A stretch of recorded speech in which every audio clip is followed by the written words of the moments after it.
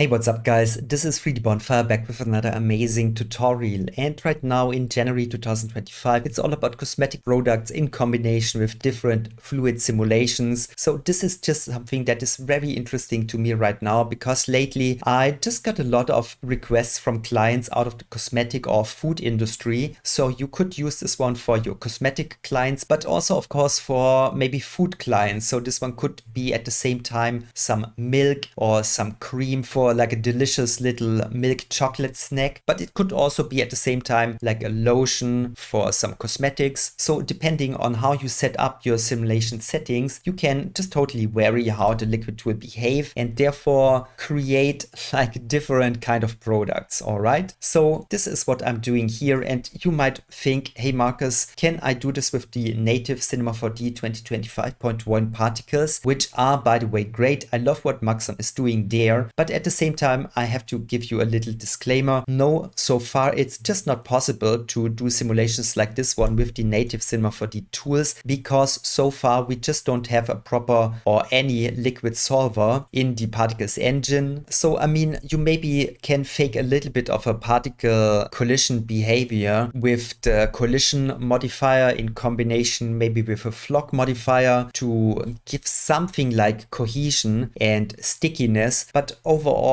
I would say no, it's not possible. So don't even try to get something like this one with the native particles. But then you have other great options. So for example, for these simulations I'm using the Viscous Fluid Solver from Insidium, which is still great. So you might think that Insidium's game is over because Maxon now has its own particles, but I would say that still these tools from Insidium, they are great, especially if you want to do fluid simulations. Of course, you could also implement Houdini into your workflow and just go to the king of simulation tools, but especially if you want to do smaller scale or medium-sized simulations, which come pretty handy for cosmetic products or food commercials or stuff like that, then you can definitely use the Nexus tools. And I mean, the cool thing about that is that it's just more directly implemented into Cinema 4D's layout. So when you, for example, just invest into a month or into free for a maintenance license or subscription, then you can just try these ones out. And I know that maybe they are not the most cheap tools, but already if you just get one client, then it is already worth it, okay? But as I said, you can also do that stuff, of course, in Houdini. That is also like a very good decision to make. But since I'm a Cinema 4D guy and I also know a little bit about the Insidium tools, it's just like the more direct way for me, especially to do more simple simulations like those ones, because I'm not simulating a complete ocean or like something super complex. I mean, that kind of stuff here is just really aesthetically pleasing, and it's just like the more elegant stuff in combination with your products. And yeah, I mean, what I want to say is, I guess that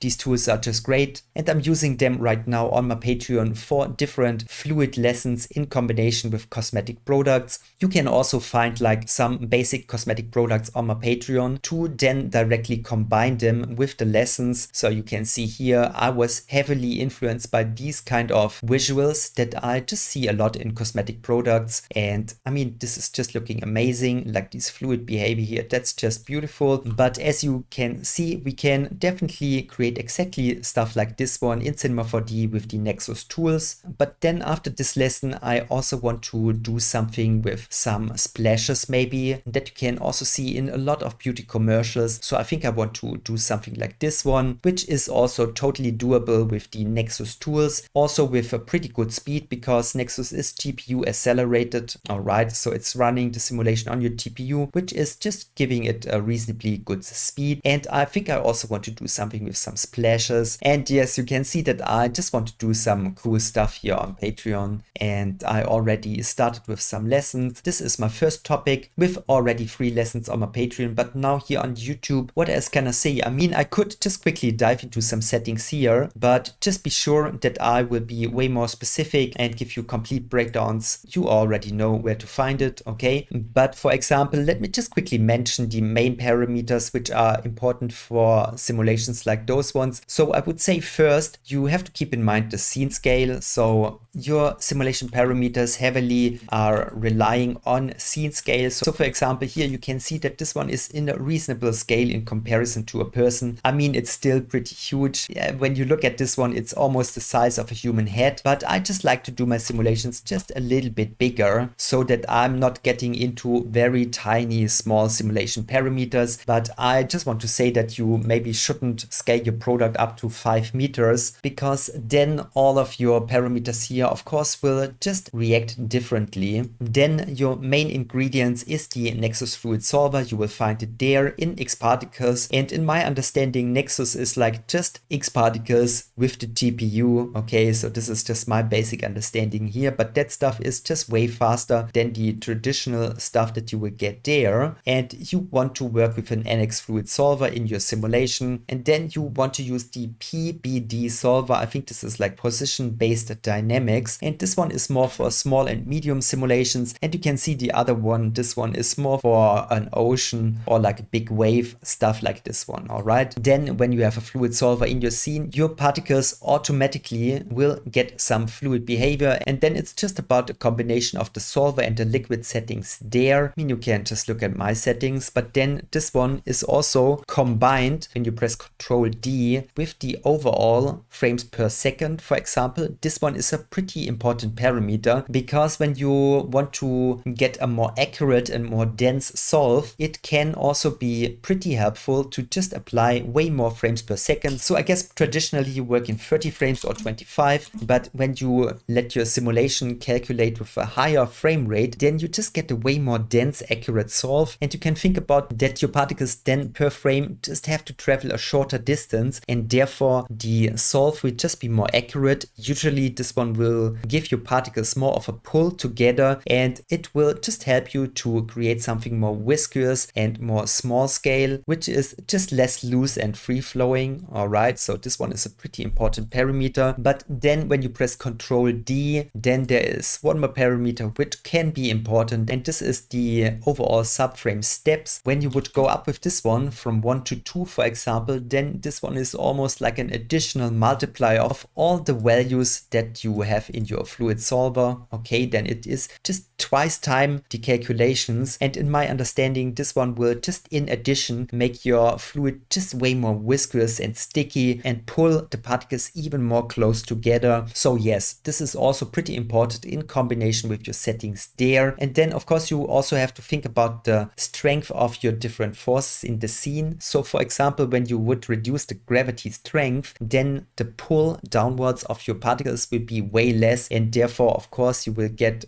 way less strong impact here on the product and way less splashes and maybe more of a pull together. All right, so the settings of your modifiers are also of course pretty important. But now, just to not overwhelm you, let me just say that with the different settings that I just showed you, you can influence if your particles will be pulled more towards each other or if they will be pushed away from each other. And dependent of this idea of push and pull, your fluid body will just behave completely differently, and then you can create something more loose like this one. This one is more loose and free flowing. And then on the other hand, when you set up the parameters more towards a viscosity behavior, then you can create something pretty heavy and dense like paint or honey, something like this one. Okay, so I would say that you have a lot of possibilities there directly in Cinema 4D if you work with the Insidium tools. So this is what I will continue to use in January and February for cosmetic products in combination with liquids. So I hope that these insights were at least a little bit interesting for you, especially if you are thinking about diving into fluid simulations. All right, no